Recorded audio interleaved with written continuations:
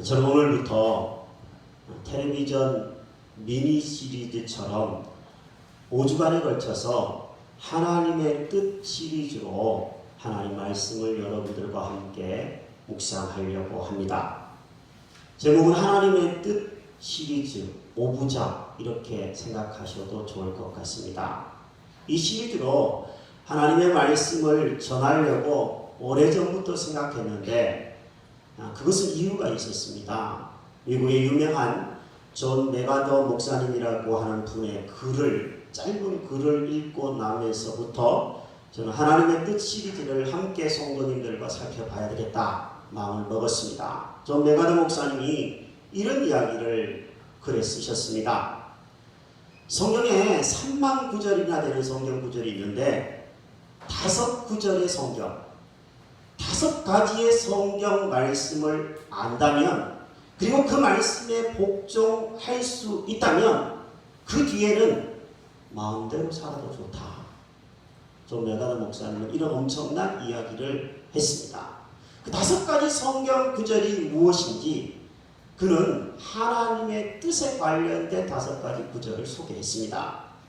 그 5가지 성경 구절, 성경의 핵심이 될 만한 하나님의 뜻에 대한 주제를 여러분과 앞으로 5주 동안 살펴볼 것입니다. 오늘은 첫 번째 시간으로 본문을 중심으로 예수 믿고 영생을 얻는 것, 즉 구원을 얻는 것이 하나님의 뜻임을 함께 살펴보려고 합니다. 요한복음 6장 40절도 오늘의 요절이 될 수 있을 것 같은데요. 요한복음 6장 40절은 이렇게 되어 있습니다. 내 아버지의 뜻은 아들을 보고 믿는 자마다 영생을 얻는 이것이니 마지막 날에 내가 이를 다시 살리리라. 아멘입니다. 하나님의 뜻은 모든 사람이 예수를 믿고 영생을 얻고 마지막 날에 주님이 다시 일으켜 살리시는 것이 하나님의 뜻인 줄로 믿습니다. 본문을 읽어보면요, 이스라엘 백성들이 길로 인해서 마음이 상했다라고 쓰고 있습니다. 백성의 마음이 상하니라. 백성이 하나님과 모세를 향하여 원망하였다라고 써 있습니다. 다른 번역 성경에 보니까 백성들이 참지 못하고 모세에게 대들었다 이렇게 번역한 성경도 있고요. 그들의 마음이 조급하고 날카로워졌다. 그들은 하나님과 모세에게 거침없이 대들었다라고 번역한 성경도 있습니다. 이들의 원망하는 소리가 성경에 고스란히 써 있습니다. 어찌하여 우리를 애굽에서 인도해내서 이 광야에서 죽게 합니까? 이곳에는 먹을 것도 없고 마실 물도 없습니다. 우리 마음이 이 하찮은 음식을 싫어합니다. 이 원망하는 소리가 고스란히 써 있습니다. 다른 번역에 보니까 우리는 이 형편없는 음식이 이제 지긋지긋합니다. 진저리가 납니다. 이렇게 번역한 성경도 있습니다. 본문에는요, 사람들이 일반적으로 이야기하는 원망, 지도자를 향하여 하는 일반적인 원망의 얘기가 저는 그대로 있다고 생각합니다. 가장을 향하여, 목사를 향하여, 또 지도자를 향하여 사람들이 일반적으로 이런 원망을 많이 합니다. 왜 그렇게 하세요? 죽겠어요. 뭐도 없고 뭐도 없어요. 지긋지긋해요. 이런 얘기들 세상의 사람들이 일반적으로 많이 하는 원망이 성경에 그대로 써 있습니다. 그런데 여러분, 이런 원망들은 겉으로 드러나는 표현일 뿐입니다. 원망의 뿌리가 어디에 있냐면 상한 마음에 있습니다. 본문을 읽어보면 백성의 마음이 상했다고 되어 있습니다. 사람의 마음이라고 하는 것은 모든 것의 뿌리입니다.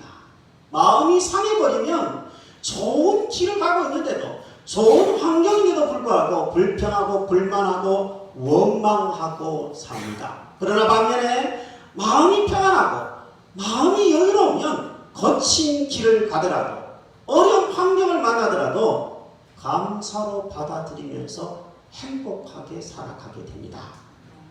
지난 주간에 우리 교회 식구들 2분이 사고를 당하셨어요. 중학교 1학년짜리 박찬영 군이 화요일 날 아침에 등교하다가 교통사고를 당했어요. 난리가 났다고 그러더라고요. 네. 저의 전화통도 불이 났습니다. 예. 가서 보니까 사고가 상당히 심하게 났어요. 처음에는 119 구급대원들이 전화를 하면서 머리가 다친 게 아니냐고 말할 정도로 차에 심하게 부딪혔습니다. 다행히 머리는 이상이 없고 왼쪽 발 뼈가 으스러졌어요. 심을 받고 앞으로 수개월 동안 병원 치료를 받아야 되지 않을까, 그런 가운데에 있습니다.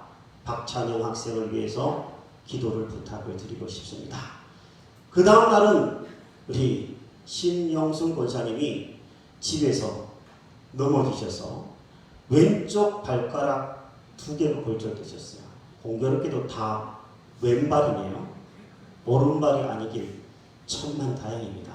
예. 발가락 2개였으니 망정이지 갈비뼈 2개였으면 어떡할 뻔했어요. 그죠?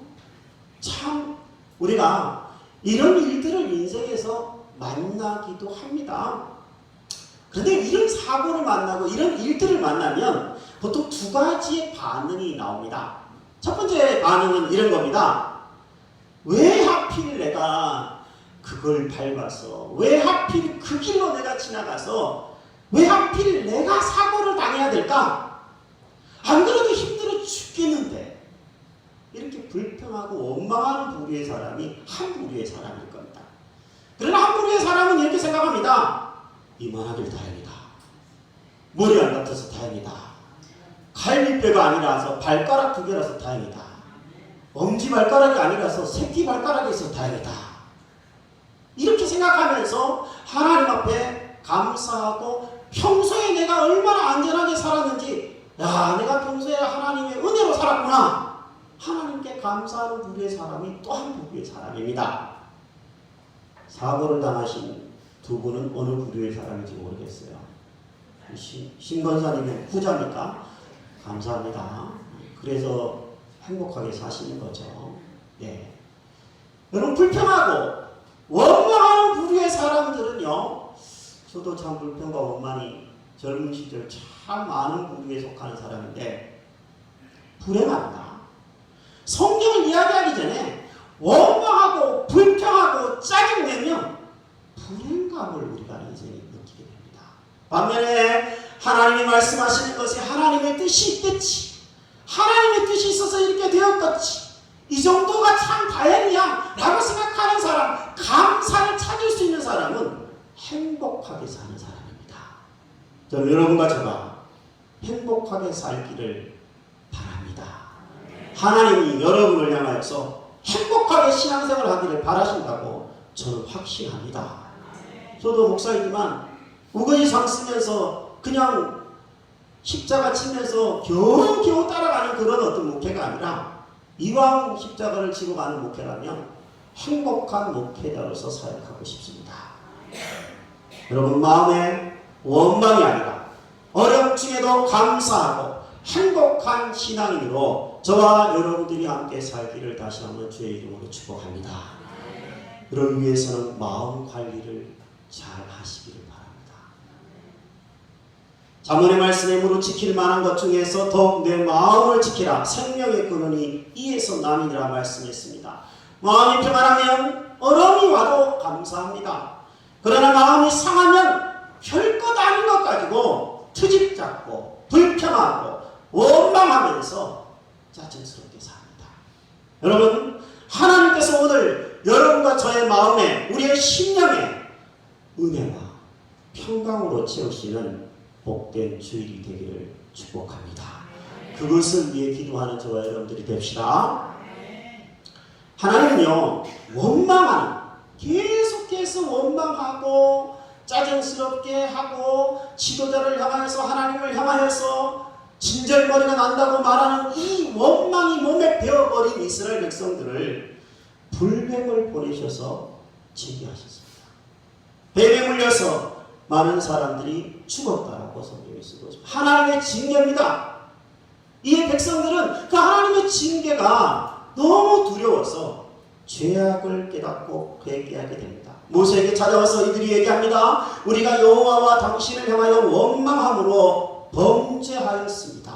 여호와께 기도하여 이 뱀들을 우리에게서 떠나가게 이 말씀을 잘 보면요, 원망하는 것이 범죄입니다. 원망하는 것이 죄라고 회개하고 있습니다. 때로는 하나님이 우리의 인생에 징계를 주실 때가 있습니다. 사고가 징계일 수도 있고 아닐 수도 있는데, 사고 나는 사람이 다 징계받았다고 말하면 안 됩니다. 그거는 너무나 어리석은 이야기입니다. 그러나 어떤 경우에는 우리의 인생에 고난이라고 하는 것이 왔을 때 하나님의 징계인 경우가 있습니다. 하나님이 왜 징계하실까요? 하나님이 징계하신 이유는 딱 하나입니다. 우리를 사랑하시기 때문입니다.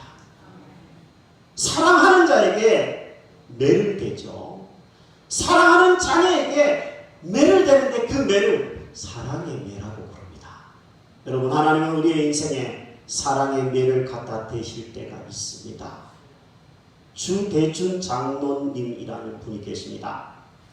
이분은 청와대에서 경호 차장까지 지내신 국가 고위 공무원 출신이십니다. 지금 은퇴하셨는데요.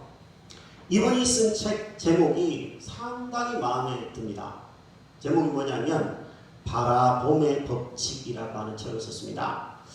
이분의 집안 내력을 살펴보면요, 저처럼 예수 안 믿는, 전혀 믿을 가능성이 없는 집안 출신입니다. 부모님이 무속신앙, 토속 종교를 믿었어요. 근데 부모님이 초등학교 시절에 사업에 실패합니다. 가난해졌어요. 뿔뿔이 흩어졌다고 해요. 머리가 상당히 비상한 분이셨는데, 이분이 학창 시절을 학교에 가서 공부를 하고 싶은데 학비가 없어서 공부를 할 수 없을 정도로 가난했다고 합니다. 그러다가 이웃집 아주머니의 전도를 받아서 교회에 출석하게 됩니다. 교회당 입구에 이런 말씀이 써 있었어요. 많은 교회가 이 말씀을 써 붙여놓고 있는데, 주 예수를 믿으라. 그리하면 너와 내 집이 구원을 받으리라. 써 있었어요. 당시 이 주 장로님이 어린 마음에 주씨가, 예수님이 주씨인가 보다. 자신이 주대준이니까, 같은 성씨네, 이분. 네. 나랑 성이 같네. 이렇게 생각했대요. 진짜 우스운 이야기지 않습니까? 제가 가끔 강대상에서 우스운 얘기를 하면 웃어주시면 저도 더 신나서 얘기합니다. 네. 주씨라고 생각했다는 거예요. 예수님이 주씨구나. 그리고 예수님을 모시면 구원도 없고 잘 되는구나. 내 주 선생님을 나의 선생으로 모시고 살아야 되겠구나. 이렇게 다짐을 했대요. 그래서 그 주시설 같은 예수님을, 주 예수를 평생의 스승으로 모시면서 그분을 바라봤대요. 총각 때 젊은 시절에 이제 근무를 하게 됐는데, 어느 날 청와대를 지나가게 되대, 앞을. 근데 청와대를 바라보면서 하나님 앞에서 이런 마음이 생기더래요. 나도 저 청와대에 들어가서 일하고 싶어요, 하나님. 청와대를 바라보면서 계속 그렇게 기도를 했다고 합니다. 그래서 하나님의 은혜로 청와대에 들어가서 근무를 하게 됐대요. 전국에서 딱 한 명도 없는 자리에 들어간 겁니다. 그리고 그 청와대에서 자그마치 5명의 대통령이 바뀌는 동안 20년 동안이나 그 청와대에서 일을 하는 은혜를 그가 받고, 나중에는 경호 차장까지 지내면서 청와대 신우회를 조직하여서 회장까지 역임하셨던 분이 주대준 장로님이셨습니다. 이분의 말입니다. 예수님을 바라보면 그분의 힘이 나의 힘이 됩니다. 다시 한번요. 예수님을 바라보면 그분의 힘이 나의 힘이 됩니다. 만일 주대준 장로의 가정에 어린 시절 하나님의 고난과 징계가 없었다면 그가 회개하고 예수님 믿었겠습니까? 하나님은 그와 그의 가족들이 회개하고 예수 믿게 하시려고 사랑의 매를 대신 줄로 압니다. 우리는 사랑의 매, 고난, 그런 거 없었으면 좋겠어요, 하나님. 그냥 복만 받았으면 좋겠어요, 하나님. 이렇게 생각할지 모르겠지만 하나님은 큰 그림을 그리면서 때로는 사랑의 매도 대신 줄로 압니다. 여러분, 우리는 어려움을 겪을 때마다 그런 거 이렇게 기도할 수밖에 없습니다. 주님, 제가 불평하고 살았던 거 회개합니다. 제가 원망하고 살았던 거 회개합니다. 주님, 제가 이런 죄 지었었던 거 회개합니다. 주님, 제가 어려움 피하려고만 했던 것 회개합니다. 바벨처럼 구경만 했던 것들을 회개합니다. 회개하면서 갈 수밖에 없습니다. 참 감사한 것은요, 하나님은 우리의 인생을 향하여 고생하면서 근심하게 하신 것이 본심이 아니라는 것입니다. 하나님의 본심은 이것입니다. 여호와의 말씀이니라. 너희를 향한 나의 생각을 내가 아나니 평안이요 재앙이 아니니라. 너희에게 미래와 희망을 주는 것이니라. 하나님의 본심은 재앙이 아니라 희망이고 평안이고 미래가 있고 소망이 있는 것이 하나님의 본심입니다. 하나님은 우리의 회개를 위해서 잠시 동안만 고생하게 하시는 것입니다. 하나님의 본심은 우리가 평안하게 사는 것이며 우리의 미래와 희망을 가지고 우리에게 미래와 희망을 가져다 주시는 것이 하나님의 본심일 텐데, 여러분 하나님을 향하여서 섭섭해하거나 오해하지 않게 되기를 바랍니다. 효도는 부모의 마음을 아는 거라고 그러죠. 하나님 앞에서 신앙생활을 잘하는 것은 하나님의 본심을 이해하는 것에서부터 출발하는 줄로 믿습니다. 본문을 읽어보면요, 백성들이 회개를 하자 하나님이 모세를 향하여서 이렇게 말씀하십니다. 모세에게 불뱀을 모양을 만들어서 장대 위에다가 높이 달아라. 뱀에게 물린 자마다 그 장대 위에 달린 그 모양의 뱀을 보면 살아나게 될 것이다. 아주 단순한 해결책을 하나님은 주셨습니다. 하나님은 이 이스라엘 백성들처럼 우리가 범죄할 때 우리를 징계하십니다. 하나님은 공의 하나님이시기 때문에 작은 죄도 그냥 넘어가지 못하십니다. 그러나 그 하나님은 우리가 회개하기만 하면 하나님 앞에서 저와 여러분들에게 살 길을 열어주시는 사랑의 하나님이십니다. 하나님은 회개하는 자를 결코 외면하지 않으십니다. 하나님은 엎드려 회개하며 주님을 바라보는 사람에게 살 길을 열어주십니다. 예수님이 이 말씀을 인용하신 적이 있으세요? 요한복음 3장 14절 15절을 읽어보면 모세가 광야에서 뱀을 든 것 같이 인자도 들려야 하리니 이는 그를 믿는 자마다 영생을 얻게 하려 하심이니라. 즉 장대 위에 달린 뱀처럼 예수님은 십자가 위에 높이 달리실 것을 미리 아셨다라는 얘기입니다. 예수님께서 십자가에 달리셔야 하는 이유가 뭡니까? 그 이유는 예수 믿는 사람들마다 영생을 얻게 하시려고 그렇게 하신 줄로 압니다. 십자가가 생명의 길이기 때문에 예수님은 십자가를 지신 것입니다. 하나님은요, 죄로 죽어가는 우리에게 살 길, 구원의 길, 영생의 길을 열어주셨습니다. 죽을 수밖에 없는 우리의 인생인데 위기 속에서 그냥 숨이 막혀 죽을 것 같은 인생을 살 때도 있는데 숨통을 트여주시고 살 길을 열어주신 분이 하나님이십니다. 은혜입니다. 우리가 뭐 잘해서 주어진 게 아니에요. 그냥 은혜예요. 호흡하는 것도 은혜, 예수님 믿을 수 있는 것도 은혜, 오늘 걸어서 교회 올 수 있는 것도 은혜, 은혜입니다. 은혜가 먼저 있었습니다. 이 은혜를 받은 우리가 해야 되는 일이 딱 한 가지가 저는 있다고 생각합니다. 그것은 예수 그리스도를 바라보는 것입니다. 십자가를, 우리에게 죄를 대신 짊어지신 그 예수님의 십자가를 바라보는 것입니다. 우리를 살리려고 부활하신 그 예수님의 십자가를 다시금 반복해서 그 십자가를 바라보는 사람이 삶을, 인생을 행복하고 복되게 살게 되는 줄로 믿습니다. 세계 최대 교회를 일군 분이 우리나라에 있으시죠? 조용기 목사님이십니다. 우리 교회는 이제 합동 측 사당동 총신 계열에 속하는 교단인데, 조용기 목사님은 순복음 교단이죠. 근데 이분이 특강한 내용을 제가 한번 잠깐 읽은 적이 있는데 간단하게 이렇게 얘기를 하셨더라고요. 후배 목사님들을 위해서 한 얘기입니다. 나의 사역의 핵심은 두 가지였습니다. 첫 번째는 성령이었고 두 번째는 바라봄의 법칙이었습니다. 조용기 목사님 이렇게 이야기했습니다. 그러면서 후배들에게 한 가지를 이렇게 주문했습니다. 예수 십자가 없이는 절대 구원이 없다는 것을 분명하게 전하십시오. 예수 십자가 없이는 절대 구원이 없다는 것을 분명하게 전하는 목사가 되십시오. 이렇게 얘기했어요. 저는 옳다고 생각합니다. 예수 십자가 없이는 절대로 구원이 없습니다.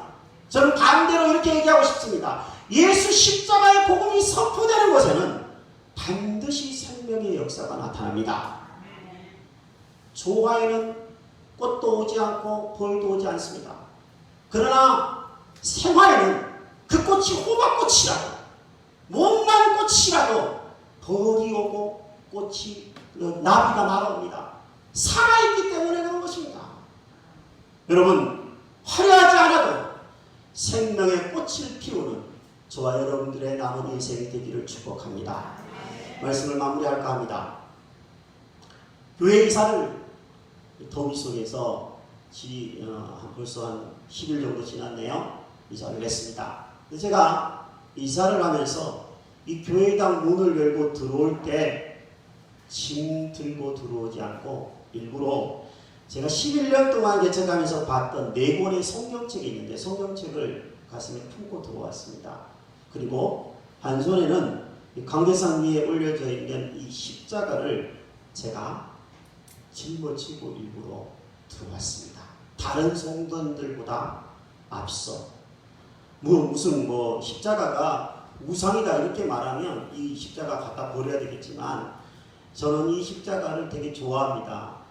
예전에 손재주가 좋은 어떤 성도님이 직접 이렇게 만들어서 이렇게 주셨기 때문에 이전 교회당 강대상 위에다가 이렇게 걸어 놓았어요. 사실 우리 교단은 십자가를 강대상에 걸지 말라고 주문하고 있습니다. 왜냐하면 우상이 될까 봐 그런 거예요. 저는 그 정도가 아니니까 그냥 걸어 놓고 있었어요. 이 교회당에 들어올 때 제가 왜 십자가를 짊어지고 왔을까요? 나는 믿음의 주요 온전케 하시는 예수를 바라보면서 목회하고 싶다. 나를 부인하며 예수님의 십자가를 바라보면서 이곳에서 목회하고 싶다. 그런 마음이 있었기 때문에 제가 십자가를 짊어지고 왔지. 이게 우상이라서 짊어지고 온 게 아니죠. 저는 여러분에게 이렇게 권하고 싶습니다. 여러분도 예수님을 바라보시기 바랍니다. 여러분도 예수님 십자가를 바라보면서 믿음 생활 하시게 되시기를 소망합니다. 십자가를 바라볼 때 나의 죄가 이렇게 크구나. 내 죄 때문에 예수님이 고통의 십자가를 지셨구나 깨닫게 될 것입니다. 십자가를 바라볼 때 하나님이 나를 이렇게 사랑하셨구나. 나를 살리려고 외아들까지 내어주셨구나. 그 사랑에 감격하게 될 줄로 압니다. 광야와 같은 거친 인생입니다. 십자가를 바라보야 살 수 있는 인생입니다. 십자가 없이는 살 수 없는 인생입니다. 십자가를 우리 함께 바라보십시다. 십자가가 사랑이고 십자가가 소망이고 십자가가 생명입니다. 여러분, 저는 말씀을 준비하면서 이 찬송이 생각났습니다.